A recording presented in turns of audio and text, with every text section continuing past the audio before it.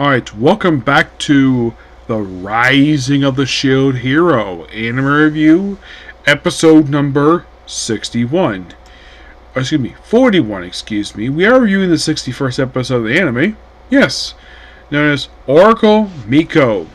Yeah, it was actually announced today that this series has been renewed for Season 5. I'm like, damn! That is something. I think this is also a record. I don't know if this is really... I think that I read Familiar Zero had like a few seasons, but never 5. Yeah. Here's a... This might be the first ever isekai to get a 5th season. You're probably thinking, wait, didn't Izran Goes On to get a 5th season? It did. It certainly did. But that's not isekai. It's a fantasy-based series, yes, but it's not an isekai. I find it interesting that this is the first one of all the one part of the Isekai Quartet stuff, and yet this is the first one to get to 5 seasons. 5. Lucky enough, basically 2 already were known for some time before they came out, before we got seasons 4 and 5. I know that Konosuba is having his 4th season soon, and I believe also that ReZero is having season 4. Surprisingly... Oh yeah, and also second thing, they announced this about a couple years ago that was going to season 2, but no movement on it yet. Like, oh we know it's coming, but we don't know when. So far, the only anime part of the Isekai Quartet stuff, but Isekai Quartet, my reviews are resuming next month. The only series part of that there's been no announcement of a season 2 yet is Cautious Hero. Yeah, I would have thought, though, Isekai Quartet would have got attention, but their appearance on that show was pretty much a cameo. Just to acknowledge the fact they exist. I'm hoping in Season 3 they actually do something, aside very briefly in the final episode of Season 2. I do know they're bringing in Eminence Shadow, which that seems like a really weird choice to bring in for Isekai Quartet, because... Here's the reason why. I know we're going to talk about the episode or about that. Because, number one, this series does not stream on Crunchyroll. Nope. Which makes it the first anime part of the Isekai Quartet that does not stream on Crunchyroll. Where's the stream? Streams in High Dive. And from what I can tell, they're keeping the same cast, both for sub and dub. So, I'm glad for that. But they only bring in one character. The lead. I'm like, you're not bringing the rest of the cast in the show? You're not bringing any of the girls from the show? Yeah, I find that kind of weird. And the fact also, get this, I read a line, apparently the Spear Hero has been added to Season 3 of the show. Not sure why he was included. Like, why would you include a guy who basically loves lollies? Well, he loves a bird, actually, but yeah, he loves a lolly.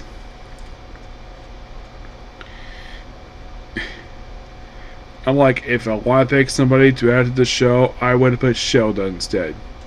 Because she's a much better character than he is. He's a freaking dick. And he's also annoying.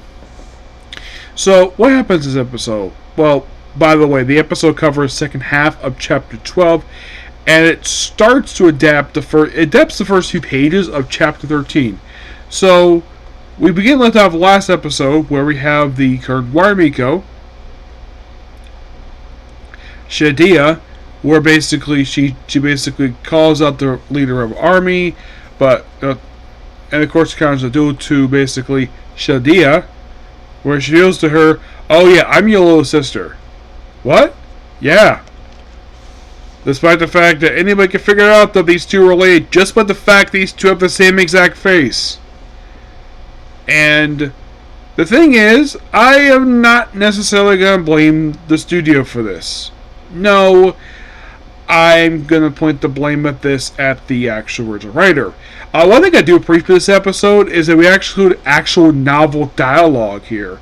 There's several moments in the episode that, while I was reading the chapter, I'm like, wow, I am surprised they kept that in. So they fight for a bit, and of course there's one line they keep in the book like, Earth magic, water magic always beats earth magic. Yeah, that was a line from the book. And of course, they have a drinking contest, obviously. They have a brief drinking contest, like, ooh, here's a nice liquor. And, like, they was basically a harpoon that she used to have, which apparently randomly execute people just because, well, there's nothing wrong to her, just that she was told to execute people.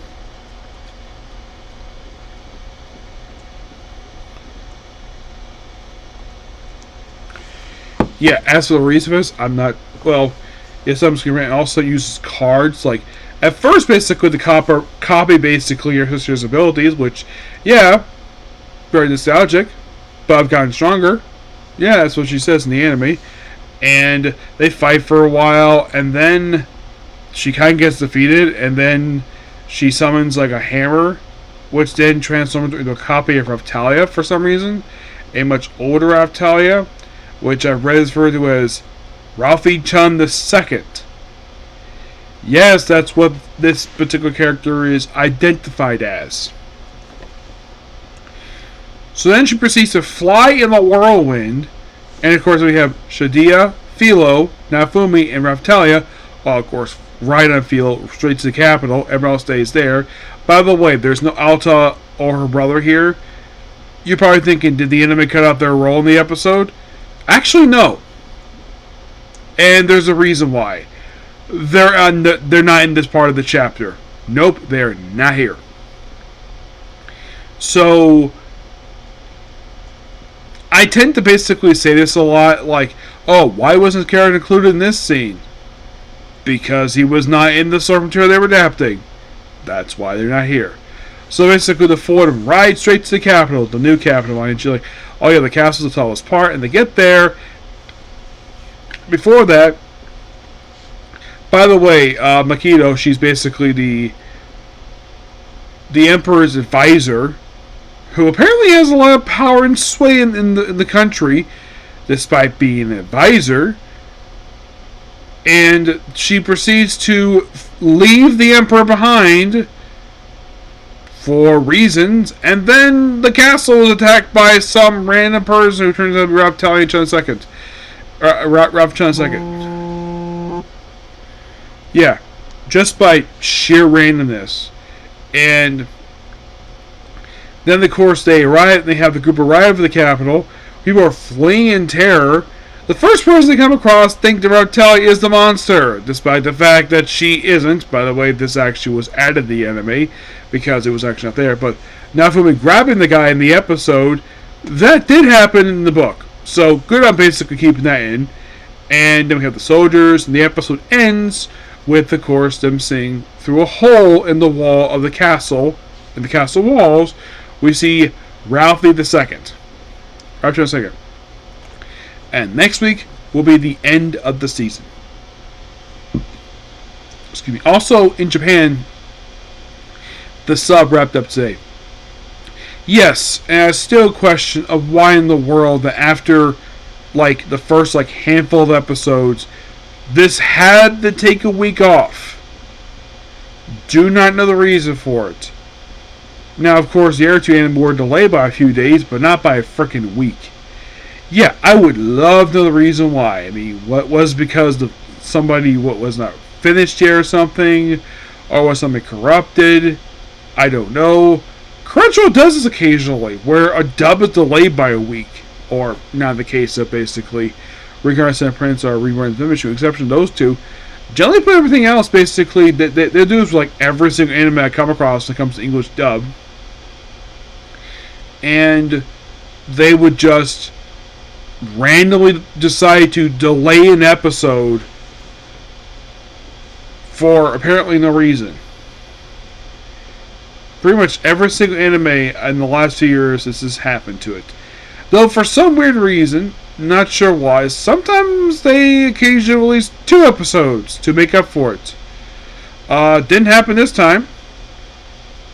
Nope, if that was the case, they would have released a 5 episode dub too, but nope, they didn't do that for some stupid reason. Maybe that dub wasn't ready yet, despite the fact they had the frickin' episode. Yeah. But that's pretty much a particular video. Please be sure to like, comment, subscribe, turn notifications. Next up is going to be New Saga. Okay, thanks, Phil. Bye.